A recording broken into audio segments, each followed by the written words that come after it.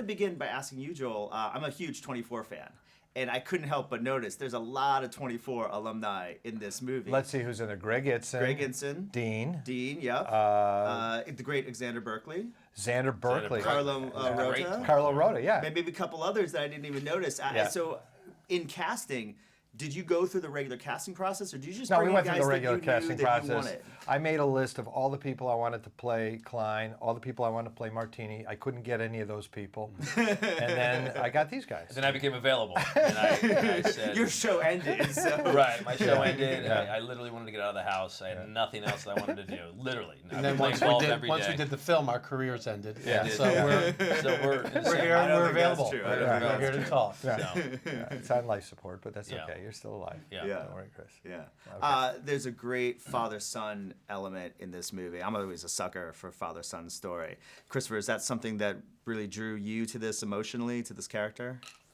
Yeah, I think, I'm a father, and I think what was on the page was, a very sweet story of lost opportunities, yearning, dreams unfulfilled, all these things that, but, always in a kind of light comedic manner, but the undertone of it is, a husband divorced from wife, doing the best they can with the son, and, coming to a crossroads of tough decisions in a child's upbringing. And, to play with Devin was awesome. And matter of fact, we were just doing the commentary on the DVD, and we're, kicking around and busting each other's chops. But when a specific scene comes on where I have to have a deep heart-to-heart discussion with my son, we went silent. And it was nice. It was sweet, because you realize there was such a resonance of emotion in the scene. So, and at first, I thought I was too young to play, or too old to play the son.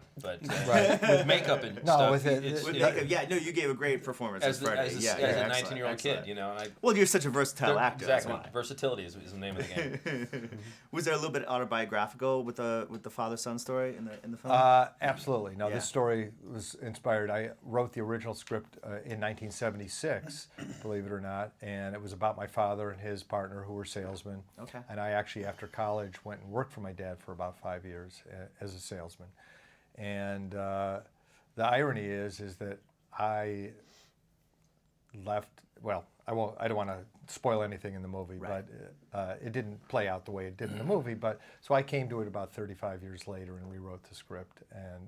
But it was really from the LA of my youth in the 60s and 70s, and the people that sort of were a big part of my life then. Yeah. Dean, your character Martini is a great salesman. I mean, this guy is just the classic salesman. Did you go to any sort of used car lots and kind of study guys to kind of get your salesmanship up? I didn't go to, but actually, just coincidentally enough, my dad was a salesman. That's how he made his living. He was a furniture salesman.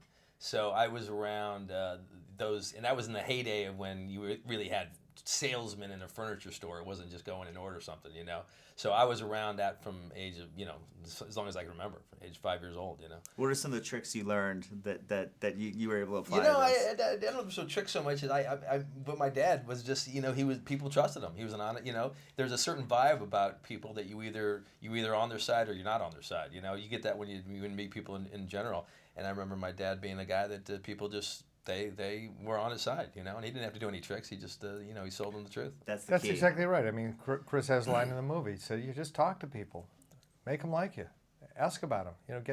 That's what selling is.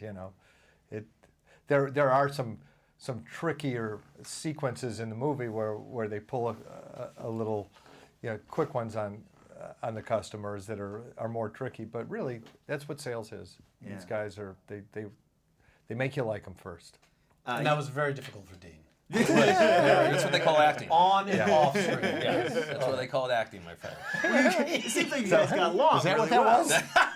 Wow. Glad I identified with it. There was a name for that, whatever you did. Did you guys get along on the set? Was it a fun shoot? No, it was horrible. No, not at all. Joel says no. It was really one of the most painful shoots I've ever had to do. Have you ever wrangled kittens? Have you ever wrangled Snakes. puppies? Yeah. Snakes. Snakes. You ever had a colonoscopy? Root canal.